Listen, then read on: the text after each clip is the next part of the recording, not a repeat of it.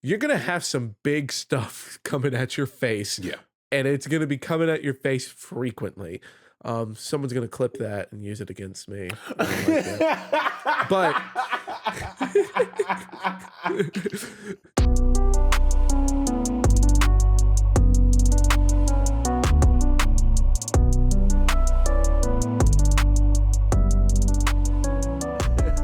Welcome to Casuals of Runeterra, episode 120. I'm your host, Ryan, here with the other host, Hedge. Hey, what's up, everybody? Been a couple lighthearted episodes, so how about we just go ahead and kill that vibe? Literally 2 episodes. Nope, gotta go grimdark again. We're going to start with the darkest thing that could happen, which is housekeeping. You can listen to us everywhere. Email us at podcastcore@gmail.com. Remember, that's COR. Visit us at podcastcore.com for all of our info. And now we have a Threads page on the new Threads app. So follow that if you can.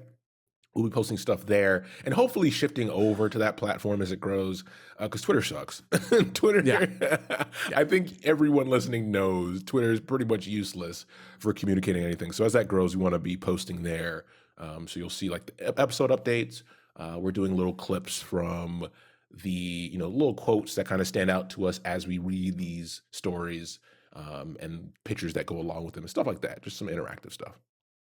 Yeah, and we'll pour one out for the fallen bluebird, but yeah. We're moving on to greener pastures, at least in the social media, hopefully, but at least in the social media things. And let's move to a dead pasture story wise, because today we're talking about Vayne, baby. yeah, but not until you tell a friend to learn to seek vengeance by listening to the Casuals of Runeterra podcast. Listen, we've been talking. I think we've referenced Vayne a lot. Since episode 1, because episode 1 is in Demacia. So this is a character that we've wanted to talk about, but at this point you probably already know the story because we've referenced Batman so much. I mean, the title is The Dark Knight. I think you figured it out. Yeah, and not only that, but we have got to take a little look at Vayne as far as like post bio. We got a little look when we did our Sentinels of Light episodes. So, which is a great comic. Go read the comic and listen to the episodes if you like it. But we're definitely really excited to actually talk about just Vayne. Like, hit the bio. Let's go from the ground up, because I think every League of Legends character or League of Legends fan has a love-hate relationship with Vayne. Yeah. Because she's such a cool character, such a cool design. This is what you want. Like, this is Underworld, the movie, put into League of Legends. That's awesome. It's sick. No one's going to argue that. But then you also remember getting absolutely rolled by a fed Vayne. Pun intended. Pun intended. I mean, hit the deck and tumble until you hit Alt F4. Like, like, so it's a love-hate relationship. But today we're going to go with the love side of it, which is, like, let's talk about Vayne, the story.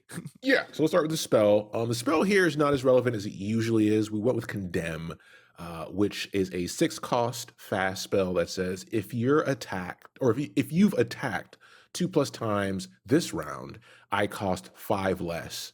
An ally strikes an enemy. So that kind of gives you a sense of what her mechanics are in the game, which fits a lot. I mean, Legends of Runeterra, the card game, which fits a lot into how her League of Legends counterpart plays, which Riot's good at. Unfortunately, on this card, though, there's not much flavor, but it does play a role in an episode we're going to do. It's going to be a little bit different from our previous content, where we'll go over a set of cards that relate to one of her hunts, which is pretty neat. And with that, we'll just move to the next card. So the follower we chose was Zealous Ranger Knight. So Zealous Ranger Knight is a 2-cost 2/3 that says on attack, give equipped allies +1/+1 this round. So Vayne is a card that focuses on equipment and also attacking multiple times. So this is a simple 2-drop that fits in that archetype. But the flavor here is fun. The flavor is a lot of fun. Yeah. So you want the first line, and I get we go back and forth. Yeah, let's give it a shot. All right. Okay. Oh, you want me to go first? I even said you get the did say first that, didn't line. you? I did say that. Come on, man. Janin, was it? What can you tell me about Sirius? Oh, Ranger Knight Roll? A few years ago, he had his title revoked. Apparently, he willfully disregarded every order he was given. Seems he does whatever he wants and doesn't take no for an answer. Ah, so why did you let him join this hunt anyway? I didn't. Then why? Oh, right. Fantastic. Oh. And that's the joke. So this is Vayne talking to Janin, who she's a widowed huntress, which is another card that we'll talk about in a later episode, about this guy who joined the party because he doesn't take no for answer. Yep, that's why the zealous Ranger Knight is here, and that's why he's zealous. It's just no answer. Yeah, it's on the box. All right, read the box. It says it right there. And I do like that we get to this is my favorite part of the show. It's just like looking at cards that you probably have never actually played before. Because Vayne was a absolute powerhouse when she dropped. This was not one of the cards that was in that deck, and neither was Condemned. Like, if you got Condemned, it was because there was another Vayne in hand. Yeah, exactly. Let's talk about it. I love the story. Okay, so now let's jump to Shauna Vayne, and that's the only time I'm saying her full name because it's Vayne. Come on, like, who says Shauna? Yeah. I apologize to all of our listeners who are named Shauna. But so before Vayne became the deadly, remorseless monster hunter that we know and love, she was just a kid. She was a child that was born to a wealthy Demacian couple. And they, despite being a wealthy Demacian couple, they did spend a lot of their youth traveling all over Runeterra before they did settle down within Demacia. And we have covered a lot of Demacian heroes. Someone on this show who's definitely not me is a Demacian simp. Wait, no, it is me. So we have a lot of Demacian episodes out there. You know what Demacia is like. And as far as for Vayne's parents, this was the perfect place to build their home and to truly settle down to have Vayne grow up in, because it was already home, but it is a safe place to live because of the Petricite forests and the absolute zeal that a lot of Demacians feel towards magic. And for Vayne, the way that she grew up was very much a normal childhood for someone that was born to wealthy parents, which is a very high level of education, getting to learn a lot of different arts such as music, reading, writing, and collecting various things. It's mentioned here that she collected insects. So she spent her days, just kind of living up the luxury that her parents afforded her. But everything changed after her 16th birthday when she returned home from a midsummer banquet, and in her home was a gorgeous horned demon standing above the absolutely ripped apart corpses of her parents. Where have we heard that before? You tell me, where have we heard that? I've never once heard of a absolutely gorgeous purple-skinned temptress that I want to step on me with her stilettos. Okay. So this is an interesting part because I don't know if Hetch mentioned this. I can't remember. This is sort of a story that's been retconned in a way where names have been added to a pre-existing story, but it's one of those weird cases. If you've listened to our Varus episodes, which are very recent, check those out. We did the same thing between the Darken episode and Where Retribution Ends. And with this one, this story kind of fits very neatly into Evelyn's story. That's what we're talking about, by the way. Yes. Evelyn's Tall as Daisy story. Although the children in that one are much younger, and there's two of them, not a single child. So if you wanted to, you could take Tall as Daisy's ending, apply it to Vayne's story to kind of connect the two, and just replace the kids with just Vayne. and you would Yes. get the same outcome and link the two. So because we're professionals that are paid, we're gonna do that. We're gonna do our own little retcon here of Tallest Daisy, in which, listen to that episode, spoilers, give you 2 seconds. Okay, that ends where Evelyn is fearing for her life, needs to feed, stumbles across a man on his way home, finds out that he's well off, meets his wife to kiss her goodnight, ends up killing both him and the wife, leaving the kids orphans. These kids are now, to us, just Vayne. Yeah, All right, and there you go. and the Tallest Daisies is a perfect thing to like kind of put, because Evelyn would have to kind of be, super hungry and desperate to Yeah, go into Demacia to feed, right? exactly.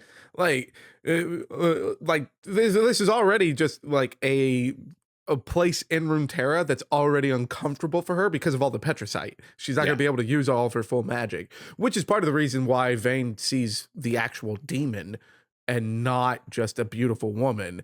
It's because all this Petricites around it here. also That's explains probably why the best. why she would Yeah. flee right after too. Yeah. Yeah, And I'm glad that you mentioned the retcon thing, because it has always been believed that Vayne is hunting Evelyn, like ever since virtually like the beginning of the League of Legends yeah. video game. Evelyn's an OG It's like, character. Yeah, yeah, like Evelyn's an OG character. Vayne was pretty damn close to being OG character, and we knew she was a demon hunter. So what? There was only one demon in the game.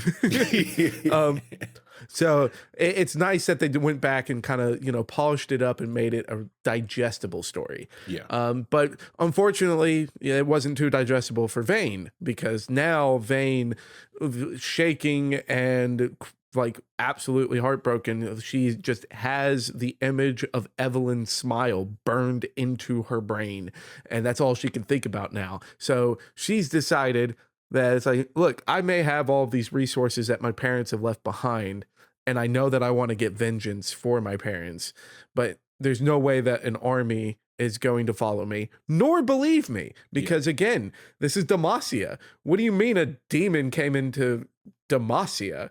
No, that doesn't happen here. That's like going into France and saying you got a hangover from champagne. yeah. And one additional thing is, you got to remember, a lot of the efforts of the quote unquote government slash military to hunt magic seeking is under the radar.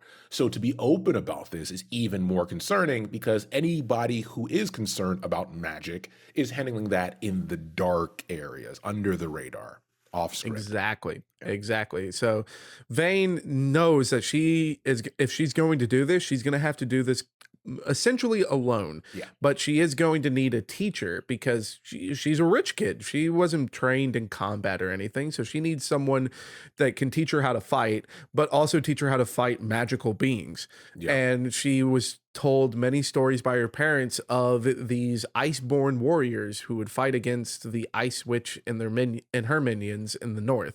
So Ice she Witch. goes off to Freljord. That sounds familiar. And it does sound familiar. Who could that be?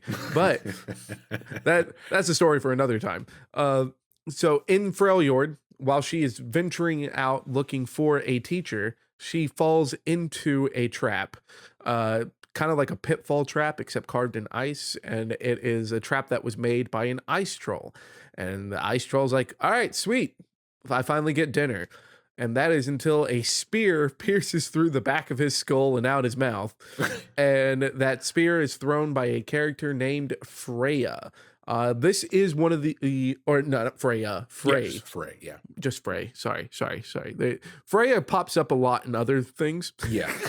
Yeah, it's I a very apologize. common name in a It's lot a of very fantasy. common So it's name. listen, it just exposes how much of a nerd you are. It doesn't really do anything else. No. I'm gonna be alone forever. All right. So Frey is a monster hunter in Freljord. This is essentially exactly what Vayne is looking for.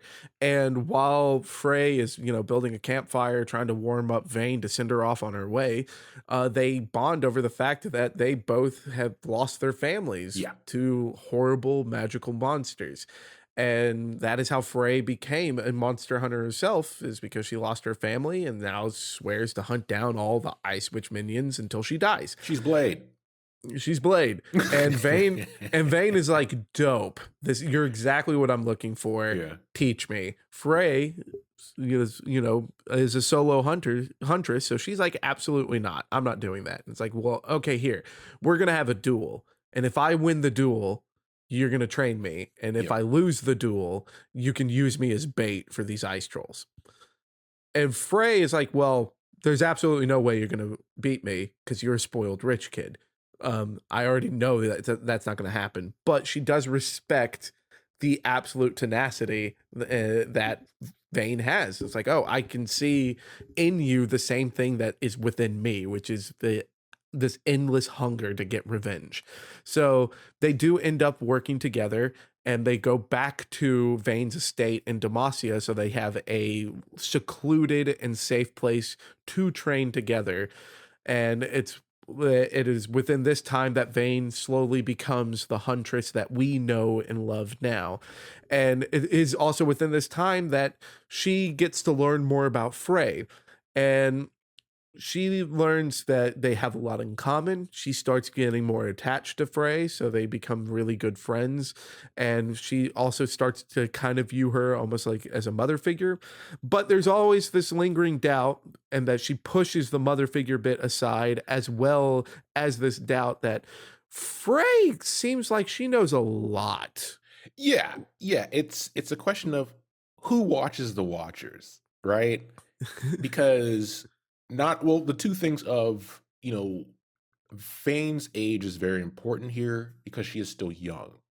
Yes. So she lost her parents, but she's still seeking parental figures, and Frey is older. So even though they share trauma, you now have somebody more experienced that can help guide you through that. That's going to give you, there's going to be a dependency that grows there, right? But also the question of, hey, she's real good at this. She was also in a very secluded area of Freljord. Like, she wasn't attached to a tribe or anything. So where the Right. fuck did she figure out this? She didn't figure it out on her own because it's so dangerous. You need to be taught these things. Well, we'll find Yeah. out.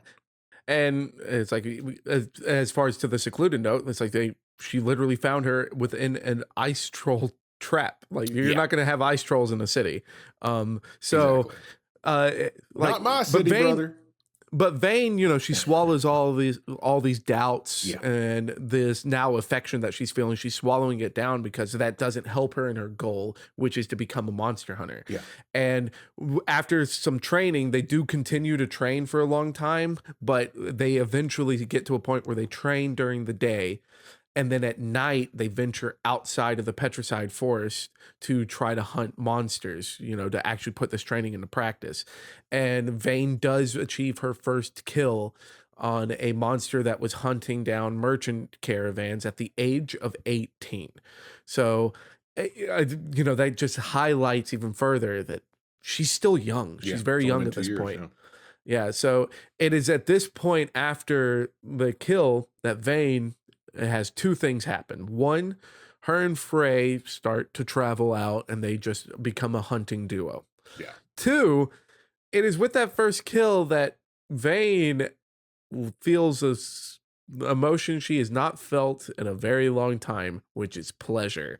She Oh, liked it. She liked getting her first kill on an evil monster. this is So she's important. like, hell yeah, This is let's go. important. The And sense that of is yeah, very important.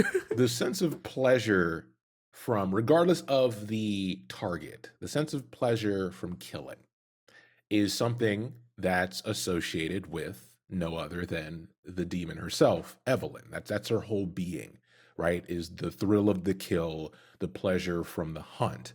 And this is what Vayne is becoming for a different reason, but still the feelings are correlated. And that's not an accident. No, it is not an accident. And it's important to actually focus on the correlation of those feelings because as they do travel throughout the world of Runeterra or, Valoran, the main continent, Mhm. they they do, like, they go to different towns, they hunt different monsters, and they hear tales of other monsters and move on to the next place, continuing their hunt. And it's in this pattern that they do at one point go into a tavern and they hear whispers of a cult that is led by an impossibly beautiful horned demon. And A the many cult, you followers. say, that would have cultists, you say. Huh. Huh. Weird. Yeah, weird. We've never talked about cultists on this show. Couldn't have. What's your favorite cultist card? So, and they hear tales that this cult, like, people are joining up to it, but they would go out into where the cult is set up, where it's holy grounds near a cliffside, and they would bring the demons sacrifices, and people would wander off to that cliffside and never be seen again. Yeah. Vayne is like, fuck yeah, this is exactly who I'm hunting. Time to go. Frey is like, okay, sweet, next target. They go off on the hunt. They go in the cover of night, and it's in this hunt specifically because it is the demon that has set Vayne on this path that Vayne really starts to acknowledge the connection that she has with Frey and realizes that she's really worried about losing her mother figure all over again. And it's in this moment of doubt that she is not focused on the hunt, and she is ambushed by a priest of this cult and catches a mace on the shoulder and is very badly wounded. So likely, like either a fracture or a dislocation of the shoulder. And Frey sees this, looks at Vayne, and says, "I'm sorry." And this is probably like the only insight that we get that Frey is also seeing Vayne in the same way that Vayne is seeing her, like acknowledging this motherly bond that that Vayne has for Frey. And in this moment, Frey transforms into a giant ice wolf shaman-esque little monster and rips this priest to shreds. and then after she saves Vayne by ripping this priest to shreds, she transforms back and reveals to Vayne that her understanding of these dark magics that she's been teaching Vayne is from personal experience. And we do learn that it's like, oh, there was a teacher, because she also set out on the same path that Vayne did, needed someone to teach her how to kill these magical monsters that killed her family, stumbled upon a tribe of shamans, and they taught her how to take on tribe of curse. Shamans, you say? In Freljord, you say? In Freljord, you say? Udir somewhere is scratching his beard. his beard, his beard. You see what I did shut there? up. You see what I tried? I'm sorry. All right, and with that, we end the show. Take care. I apologize to the listeners. But so she reveals to Vayne that, yeah, I've been cursed so that I can transform into this monster, and that is how and the sentence of explanation is cut off as Vayne fires a bolt from her crossbow into the heart of Frey. And Frey, in her last moments, locks eyes with Vayne, has a moment of sorrow and understanding at the same time as she drops dead. And all that Vayne feels in that moment is pleasure and happiness, because she did it. She killed another monster. In that single moment, all the emotional connections that she had to Frey were absolutely destroyed, as if killed by the monster that Frey turned into. And despite all of what they've gone through and everything she owes Frey, she feels joy at killing a monster, and then further joy when she realizes there's still a few hours till sunrise. I still have some time to try to find Evelyn. And for the first time in years, she smiles. And that's where her bio leaves off. Listen, this story is older, and like we said, there's a little bit of a retcon, but it's always been a good one, because as we just mentioned about the correlation, the parallels between Evelyn, being a creature just that exists, and then Vayne losing humanity due to her circumstances. This kind of solidifies the psychosis, right? Is that when you've become a person who can detach so greatly and create two areas, you have monsters and you have not monsters. Frey challenged that under the pretense of the connection as well. And even with something so great, so challenging, she chose to keep that black and white definition in this action that will immediately from this point forward define her character, right? You are no longer the good guy. Nope. Yeah. And No longer the good guy. this puts you in a great position as a character of conflict as a reader, because you're like, well, shit, that's cold-hearted. That's something a demon would do. Yes, and everything has been like everything for Vayne as this path has been set for her by Evelyn, and that is something that Evelyn would 100% do. And the more that Vayne is consumed by this desire of revenge, the more that she becomes like a demon herself. And a fun bit, if this story is kind of new for you, if a fun bit to do is to go back and listen to our Sentinels of Light episodes, or read the comics and listen to them too, because we get to see Lucian like having to come between Vayne and why am I blanking? Vayne and Senna. Yeah. He has to come between them a lot because Senna is not wholly human anymore. Exactly. She got out of Thresh's lantern. And the first time that Vayne appears in the comic series of Sentinels of Light, she's like, yo, spirit, bet. Starts firing off some charged bolts at her. Yeah. And that this is how she became that kind of character. Like, I don't care if Senna's helping us. She's a monster. Yep. She has to die. Great So, story. Great story. Great story. But that takes us to the card. Yeah. And luckily we get to talk about this card post-nerf, because oh boy, was this card a problem when it came out. So Vayne is a 3 energy 3/3. No other text, no quick attack. We did it. We have a champion without quick attack. And her effect is when I'm summoned or at round start, create a tumble in hand.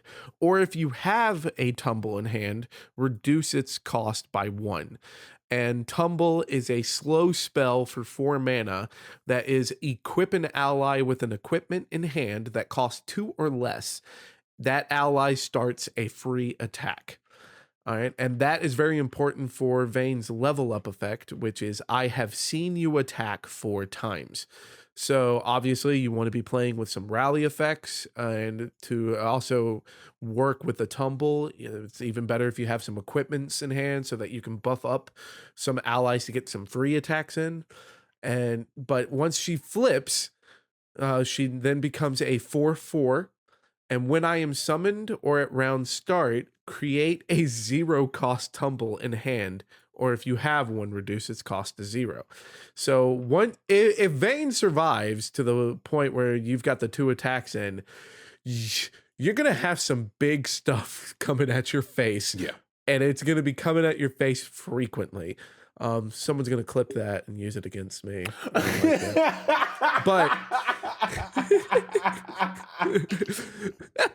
but Vayne, the flipped version of Vayne, like, is basically a game ender unless you have some answers for these big units. Like, it's a scary card. This is a very scary card. Even after the nerf, Vayne is a card on the battlefield that you have to recognize and deal with. Yeah. And the quote on this card kind of fits into what we're going to talk about after we're done with this episode, or the main chunk of this episode, where it relates to this adventure they're on, or this hunt. Yes. And so the first side is, our target was once human, which means it's smarter than your average beast. One wrong move could spell death for us all. Stay within eyesight of one another. Call out anything suspicious, but above all else, remember. And that takes us to the flip side of the card. And the flip side of the card is the end of that sentence, which is just shoot to kill. Yep. Reinforces our story. And I love that because Vayne is now I'm just gonna refer to Vayne as the Marine of the Rune Tarot. Like this Yeah. is like she's looking at her like newfound companions and being like, all right, guys, all right, stay frosty, stay vigilant, shoot to kill. Vayne is now just all business, baby. Yeah, and this gives us a timeline as well compared to the rest of our content, as we've mentioned, is this is pre-Sentinels of Light. Because Vayne does change, like she has a character arc in the Sentinel of Light story. Go listen to it because it's cool to see. Now you have this information, it's cool to see that arc. And this takes us to one thing we want to talk about is the subtext of Vayne's upbringing. So using Lucian as a springboard, that adventure in Sentinels of Light, we know this story, her bio, her experience, and what decisions she makes, right? Her view on that hard line between human and monster. This card reinforces that. And one thing that also bolsters that thought process is her upbringing. Remember, Vayne is young and she was raised as a rich girl in Demacia.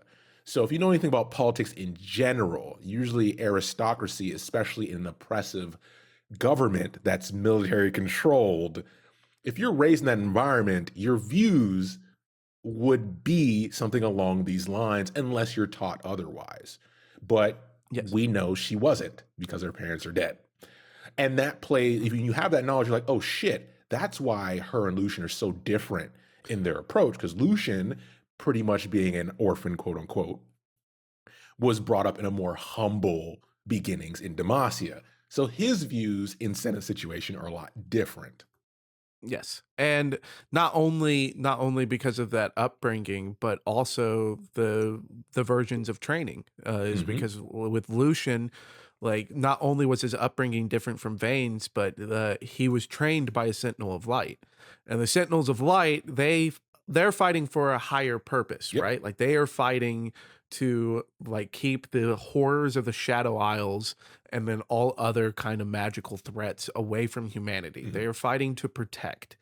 Vayne is not fighting to protect. Nope. Vayne wants one thing, and that's to all monsters to die. And now we know, thanks to listening, or like if for you listening to this episode, but also just reading through her bio, we know that she defines what a monster is. Yep. Like she has her definition of one. Yeah. Because we now know from the person that taught her all of this, because of Frey, she'd probably kill Udyr. Yeah. If she ran into Udyr, there's a bolt flying. Like she's shooting first and asking questions. There's a lot later. of characters we've introduced that she would probably kill. Like if she had to interact with Annie, what would be her perspective of Annie? I mean, she carries around a monster that lives inside of her. So it's like, would you kill Annie? Right? She probably wouldn't even talk. Exactly. She'd shoot first, and like And the quote it's still says, a child. It's those things that make Vayne, like this is why the story has been so good since it's come out, is because it gives you so much volume for what this character is and what you can do with this character, especially in a wink wink MMO. Wink, wink. Or if you can't wait for the MMO, because God knows I can't. Like, holy Lord in heaven, Riot, please just give us anything. But if you can't wait for that, there's more Vayne to talk about. Yeah. And this just sets the stage for it. And if you can't tell yet, we're excited to dive into it. But that's going to be for another episode. Yeah. So obviously we're going to follow this with her story. So tune in for that episode when it comes out. But we also want to try something a little different. So we've done comics in the past as well. But this time we have a lot of cards, more recent cards in Legends of Runeterra, where both the champion, the units, and the spells that come out with that card tell one whole story. And we've alluded to it over this episode if you've been paying attention. And it's this specific hunt for this harpy.